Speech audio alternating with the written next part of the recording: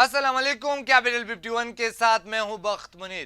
Saint of Pakistan نے والدین کی نافرمانی پر سزا کا بل منظور کر لیا ہے۔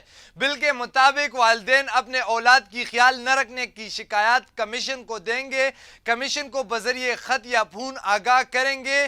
پہلے وارننگ دی جائے گی، اگر بچے پھر بھی باز نہیں آتے تو قانون حرکت میں آئے گی۔ سینٹ کی فنکشنل کمیٹی برائے انسانی حقوق نے زینب اولاد بل کے 5ویں حصے پر غور و خوض کے بعد نقائص اور دورے پن کو دور کرنے کے لیے بعض ترامیم کی سفارش بھی کی ہے۔ کمیٹی نے بزرگ والد کا خیال نہ رکھنے والے بچوں کے لیے سزا اور جرمانہ مقرر کرنے سے متعلق بل متفقہ طور پر منظور کر لیا ہے۔ بل کے مطابق معمر والدین بزرگوں کے حقوق کے لیے ویلفیئر کمیشن بنے گا۔ اولڈ ایج ہومز تعمیر ہوں گے۔ جمعے کو کمیٹی کا اجلاس چیئرمین سینیٹر مصطفیٰ نواز کوکر کی زیر صدارت ہوا، جس میں زینب اولاد ریسپانس اینڈ ریکوری بل پر تفصیلی تبادلہ خیال کیا گیا۔ بل کے سیکشن 14 اور 16 کو خارج سیکشن 8(1) کے بعد سیکشن 17 سے ایک سطر شامل کی گئی ہے۔ اجلاس میں rights of persons with disabilities bill 2020 پر بھی بحث کی گئی۔ کمیٹی میں موجود معذور افراد نے بل کا اطلاق صرف اسلام آباد کے بجائے ملک بھر کے لیے کرنے کا مطالبہ کیا۔ معذور افراد نے ہوائی سفر کے دوران بھی یہ کہ عمل کے غیر مناسب رویے کی جانب توجہ مبذول کرائی۔